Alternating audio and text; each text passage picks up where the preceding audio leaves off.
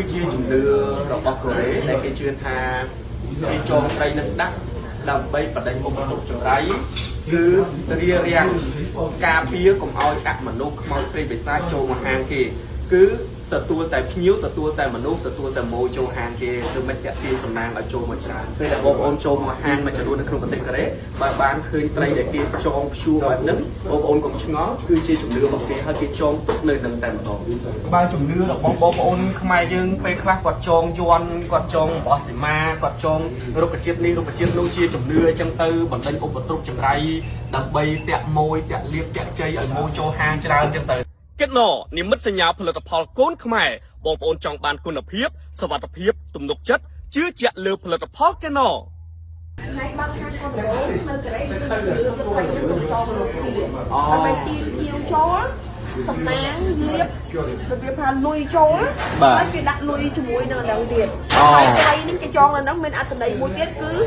ខាមកុំឲ្យខ្មោចចូល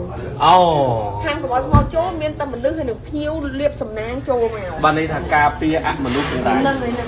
ចុះបងស្រីត្រីនឹងពេលដែលគេយកមកចូលនេះជាត្រីដែលស្ងួតក្រៀមអញ្ចឹងតែម្ដងគឺជាត្រីស្រស់ទេយកមកចូលត្រីក្រៀមហើយមានតែត្រីនឹងមួយមុខទេឬក៏មានត្រីអីផ្សេងដូចជាចោលត្រីនឹងមួយតែត្រីនឹងឈ្មោះអីខ្ញុំភ្លេចបាត់ហើយចាអាចសួរគាត់ជាភាសាចាទៅទីសួរគាត់បាទដោយសារនេះមានតែត្រីនឹងគេដាក់ត្រីផ្សេងនេះតែបើហាងខ្លះគេដាក់ផ្លែល្ពៅខ្ទឹមអីចឹងណាដល់ពេលហាងនេះចម្លែកគឺគាត់ដាក់ហ្នឹងប៉ុន្តែចង់និយាយថាជំនឿរបស់ជនជាតិកូរ៉េមិនមានតែហាងនឹងមួយទេដែលប្រើត្រីបានន័យថានៅតំបន់នេះគឺមានហាងនឹងប្រើត្រីនឹងប៉ុន្តែអាចមានជំនឿហាងផ្សេងទៀតនៅក្នុងប្រទេសកូរ៉េគឺគាត់ជំនឿលើត្រីនឹងដែរប៉ុន្តែត្រីមួយមុខនឹងទេត្រីមួយមុខនេះបងប្អូនប្លែកមែនតើដែលថ្ងៃនេះខ្ញុំមកចូលហាងដែលគេលក់ពវៀនអាំងសាច់គោអាំងជាមួយបងញ៉ាខ្ញុំទៅស្រោមបងស្រីមកអ៊ីហើយនឹងក្រុមការងាររបស់រំដួល TV មានថ្ងៃហ្នឹងបាទដែលមក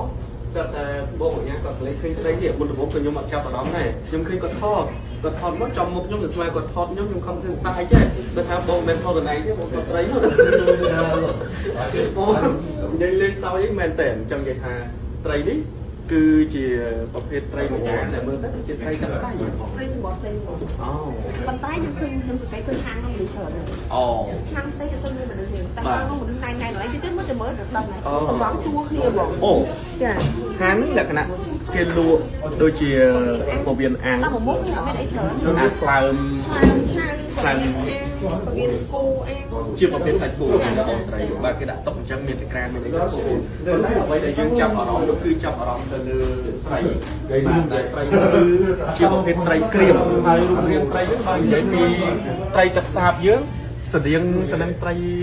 ដូចត្រីប្រមាស្តៀងត្រីប្រមាតែគាត់ថាវារៀងខ្លួនវាវែងជាងត្រីប្រមាហើយ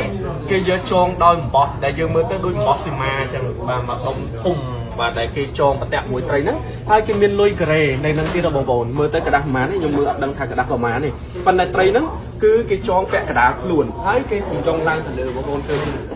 បាទគេសំចុងឡើងទៅលើខ្ញុំសួរគាត់ថាត្រីហ្នឹងឈ្មោះអីបាទភុកអភុកនឹងបានន័យថាសំណាងសំណាងភុកនឹងចាំដល់ពេលត្រីប្រែថាត្រីមែនបងស្រីអត់ទេមែនឈ្មោះភុកបើនិយាយទៅភុកហ្នឹងគឺសំណាងអញ្ចឹងគេចង់និយាយពីសំណាងល្អលៀបជ័យអញ្ចឹងណាបងប្អូនអញ្ចឹង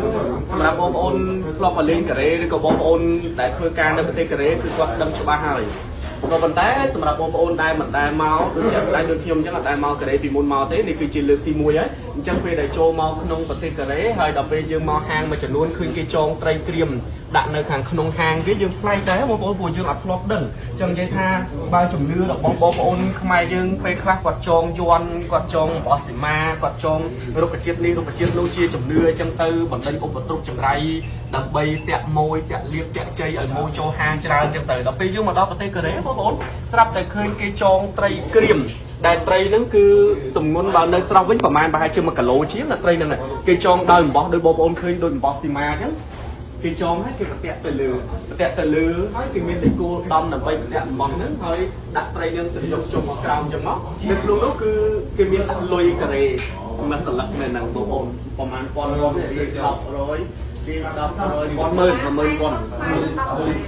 នេះប្រហែលជា